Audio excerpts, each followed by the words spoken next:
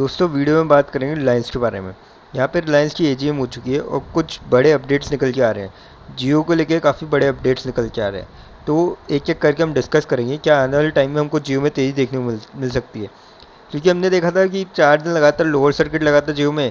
फिर जब मोतीलाल ओसवाल की म्यूचुअल फंड ने उसमें बाइंग करी तो ऊपर भागा और आज वापस से नीचे गिरता हुआ नजर आया। तो क्या वजह रही उसकी, और क्या आने वाले टाइम में अब जियो के जो अपडेट्स निकल के आ रहे हैं तो उसके चलते भागता नज़र आ सकता है, वो डिस्कस करेंगे इस वीडियो में। फिर डिस्कस करेंगे हम आईआरसीटीसी के बारे में। यहाँ पे आईआरसीटीसी ने अपनी एजीएम में महत्वपूर्ण डिसीजंस लिए हैं जिसके चलते आने वाले टाइम में भागता नज़र आ सकता है। और आगे फेस्टिव सीजन को ध्यान रखते हुए आईआरसीटीसी लगातार तैयारी कर रही है जिससे इनके रेवेन्यू में एक बढ़ोतरी देखने को मिल सकती है और आने वाले टाइम में आपको शेयर एक ब्रेकआउट दे सकता है। उसके बाद हम बात करेंगे विप्रो के बारे में। यहाँ पे विप्रो के लिए लेके भी काफ़ी अच्छी न्यूज़ निकल के आ रही है, तो क्या है वो अपडेट है वो डिस्कस करेंगे इस वीडियो के माध्यम से। उसके बाद एक ऐसे शेयर के बारे में डिस्कस करेंगे जो आप सभी के लिए बहुत ही शानदार रेशियो में बोनस लेके आए। तो आइए वीडियो स्टार्ट करते हैं। रिलायंस की आज की क्लोजिंग की बात करें 2436.95 पे रही, 31 रुपये की गिरावट देखने को मिली, 100% शेयर नीचे गिरता हुआ नजर आया। अगर बात करें वॉल्यूम की इसमें आज के दिन, तो 66 लैक्स की वॉल्यूम में शेयर ट्रेड करता हुआ नजर आया। कल की बात करें 1 करोड़ की वॉल्यूम थी, 51 लैक्स की डिलीवरी आउट है गई। एक हफ्ते की एवरेज की बात करें 67 लैक्स की वॉल्यूम थी, 31 लैक्स की डिलीवरी आउट है गई। एक महीने की एवरेज की बात करें 70 लैक्स की वॉल्यूम थी और 37 लैक्स की डिलीवरी आउट है गई। अगर बात करें यहाँ पे अपडेट की, तो जो एजीएम है उसमें एक तो अहम फैसला लिया गया कि जो नेक्स्ट जनरेशन है वो ज्वाइन करेंगे आरआईएल बोर्ड्स को। जियो का एआई प्लान होगा और एयर फाइबर लॉन्च डेट और मोर। तो काफ़ी सारे अपडेट्स निकल के आ रहे हैं, एक एक करके हम डिस्कस करते हैं इन अपडेट्स को। तो काफ़ी बड़ा अपडेट तो ये है कि जो ईशा अंबानी और जो आकाश अंबानी और जो एक दो जने और हैं जो अगली जनरेशन के हैं, मुकेश अंबानी याद, वो सब ज्वाइन करते हुए नजर आएंगे आरआईएल के बोर्ड को। अब एक एक करके अगर अपडेट देखें तो ये देख ही सकते हैं Isha, Akash, Anant Ambani to join RIL board, और ये नॉन एग्जीक्यूटिव डायरेक्टर के तौर पे ज्वाइन करेंगे अभी। अगर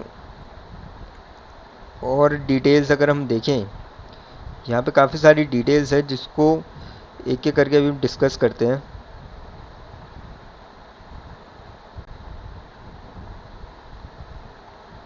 तो दूसरा ये Jio promises AI to everyone everywhere. ये काफ़ी बड़ा अपडेट है क्योंकि आप सभी को पता है कि एआई का ज़माना है और हर जगह आजकल बड़ी बड़ी कंपनीज एआई लेके आ रही है। तो ऐसे में जियो के लिए गेम चेंजर साबित हो सकता है और आने वाले टाइम में आपको जियो भागता नज़र आ सकता है। और अगर बात करें तो जियो टू फोरपे इनटू इंश्योरेंस सेगमेंट। फोरपे का मतलब एग्रेसिवली ये इंश्योरेंस सेगमेंट में घुसेंगे अब विद पोटेंशियल ग्लोबल पार्टनर के साथ। तो ये काफ़ी अच्छा एक तरीके से फैसला कह सकते हैं क्योंकि आप समझ सकते हैं कोई भी नया काम करते हो उसमें एक अगर अनुभवी बंदा मिल जाता है या प्लेयर मिल जाता है तो उससे जो कंपनी होती है उसको काफ़ी ज़्यादा फ़ायदा मिलता है। क्योंकि आप एकदम नया घुसोगे तो आपको स्ट्रेटेजी बनानी पड़ेगी, उसमें टाइम वेस्ट होगा।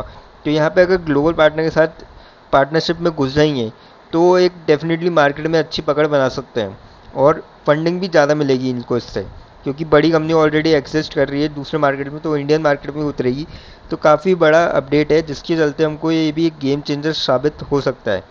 अगर बात करें एक और अपडेट की, तो Jio true 5G developer platform and true 5G lab announced. तो यहाँ पे काफ़ी बड़ी अपडेट निकल के आ रही है कि opening of 5G developer platform will that will grant control and options to firm to activate network slice and demand deploy applications on Geo multi access edge। तो काफ़ी बड़ा अपडेट निकल के आ रहा है कि अब ये 5G को पूरा कवर अप करने जा रहे हैं। और यहाँ पे लिखा हुआ है कि Jio fiber launch on September 19, pan India Jio 5G by दिसंबर।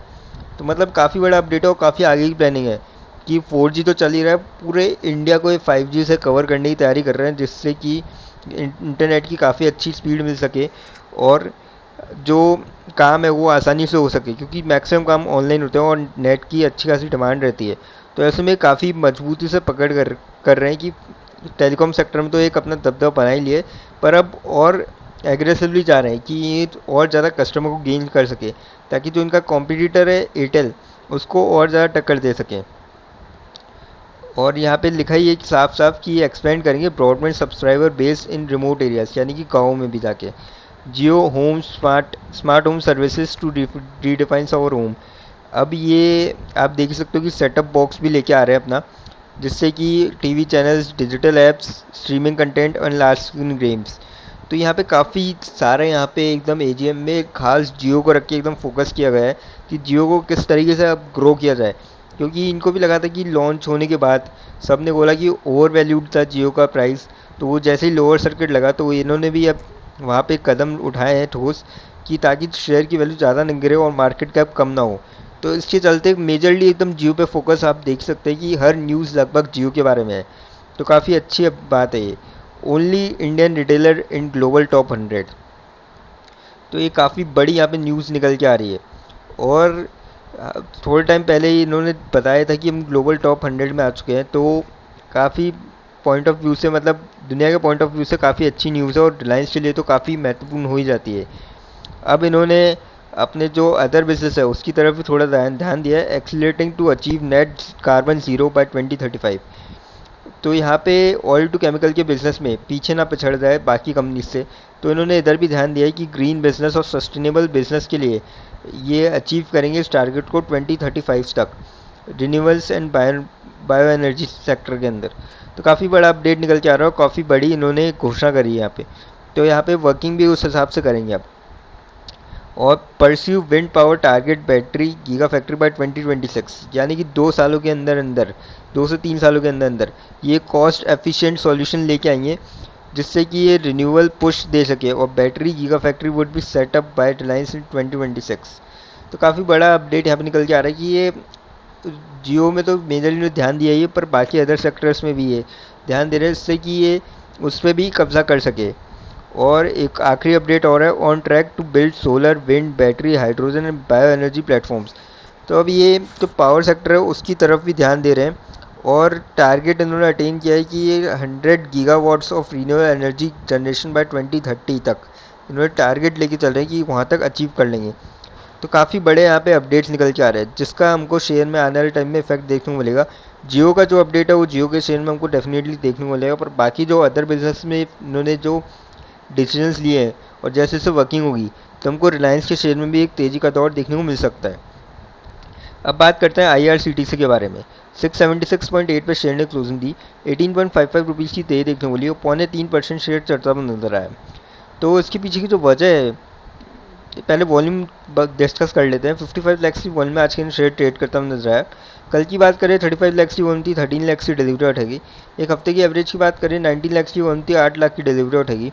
एक महीने की एवरेज की बात करें 23 लाख की वॉल्यूम थी और 9 लाख की डिलीवरी उठेगी।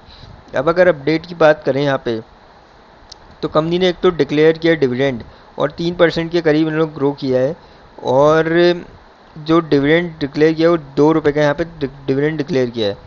और कुल इस एजीएम में यहाँ पे ₹5.5 का यहाँ पे डिविडेंड मिल चुका है। तो काफ़ी बढ़िया न्यूज़ है ये। और अगर अपडेट की बात करें यहाँ पे, तो opportunity to visit Mata Vaishno Devi IRCTC bring package starting from ₹9,500। तो आने वाले फेस्टिव सीजन को ध्यान में रखते हुए लगातार अब ये ट्रेनों की घोषणा कर रहे हैं, जिसके चलते जो उनका मेन बिजनेस है टूरिज्म का, उस पर अब फोकस कर चुकी है कंपनी कि यहाँ पे जल्द से जल्द एकदम डेवलपमेंट किया जाए इस सेक्टर को लेके और अपॉर्चुनिटी मिस ना करी जाए, क्योंकि आगे टूरिज्म का सेक्टर है। और ख़ासकर अभी नवरात्रा की से तो चालू हो जाएगा, खैर राखी से अभी चालू हो जाएगा और राखी से आगे दिसंबर तक एकदम टूरिस्ट का एकदम स्पॉट माना जाता है और बाहर से भी लोकल टूरिस्ट भी और इंटरनेशनल टूरिस्ट भी अट्रैक्ट हो। इसके लिए लगातार कंपनी नए नए पैकेजेस लॉन्च कर रही है और आने वाले टाइम में हमको आईआरसीटीसी में एक ब्रेकआउट देखने को मिल सकता है और हो सकता है आपको ये 700 पार जाता है और जल्दी दिखाई दे। अब बात करते हैं विप्रो के बारे में। 408 पे क्लोजिंग दी आज के दिन, 1.7 रुपीज़ की गिरावट देखने को मिली और 0.41% शेयर गिरता हुआ नजर आया। और पिछले काफ़ी टाइम से आपने एक चीज़ गौर करी होगी कि शेयर इसी के लेवल के आसपास 450 के आसपास तक यहाँ पे ट्रेड करता हुआ नज़र आ रहा है। तो इसके पीछे एक तो वजह रही जो वहाँ यूरोपियन बाज़ार में जो मंदी का दौर है, सबसे बड़ी वजह वही रही और इनका जो मैक्सिमम काम है वो वहीं से ही होता है। तो इसके चलते हमको शेयर यहीं पे आसपास घूमता हुआ नज़र आ रहा है। अगर बात करें उसकी वॉल्यूम की, तो आज के दिन वॉल्यूम रही 19 लाख की। कल की बात करें यहाँ पे 19 लाख की वॉल्यूम थी, 8 लाख की डिलीवरी उठाई। एक हफ्ते की एवरेज की बात करें 31 लाख की वॉल्यूम थी, 13 लाख की डिलीवरी उठाई गई। एक महीने की एवरेज की बात करें 42 लाख की वॉल्यूम थी और 20 लाख की डिलीवरी उठाई गई।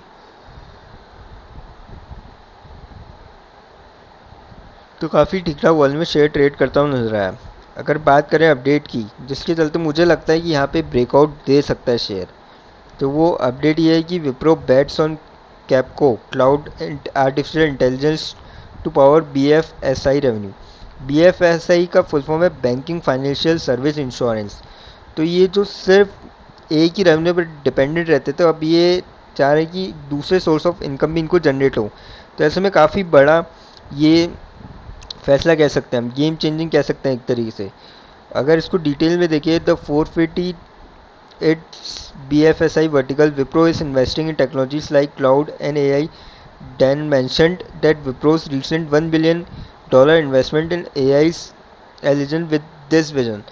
तो यहाँ पे काफ़ी बड़ा अपडेट निकल के आ रहा है, जिसके चलते मुझे लगता है कि आने वाले टाइम में शेयर ब्रेकआउट दे सकता है।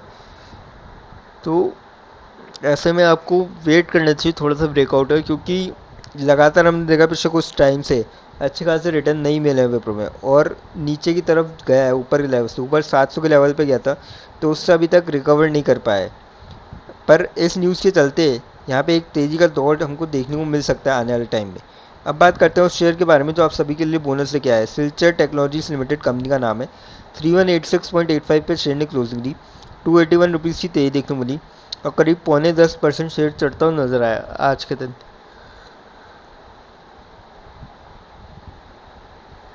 5 दिन की रिटर्न की बात करें तो 14.25% की रिटर्न है।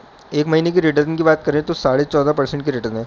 6 महीने के अगर आप रिटर्न देखो तो 136% के करीब रिटर्न है। एक साल की तो कमाल की रिटर्न है, करीब 450% की। तो आप देख सकते हो एक साल पहले जो शेयर 570 के पास था, वो आज 3000 के ऊपर पहुंच चुका है। तो क्या शानदार कंपनी ने रिटर्न दिए। और अगर 5 साल की आप देखो तो आप देख सकते हो कोविड के टाइम पे ये 100 रुपये के भी नीचे था शेयर, जो कि आज 3100 रुपये चल रहा है। तो जिसने भी यहाँ पे पैसा डाला था उसके तो आज काफ़ी तगड़े पैसे हो चुके हैं। और कंपनी ने जो रिटर्न काफ़ी शानदार दिए, उसके चलते अब कंपनी लेके आई है बोनस। 1:1 के रेशो में यहाँ पे कंपनी बोनस लेके आई है, जिसकी रिकॉर्ड डेट अभी यहाँ पे फिक्स नहीं करी है, थोड़ी सी इशू आ रहा है, पर अनाउंसमेंट किया है 29 जुलाई को। तो ऐसे में जल्दी इसकी रिकॉर्ड डेट भी सामने आ जाएगी।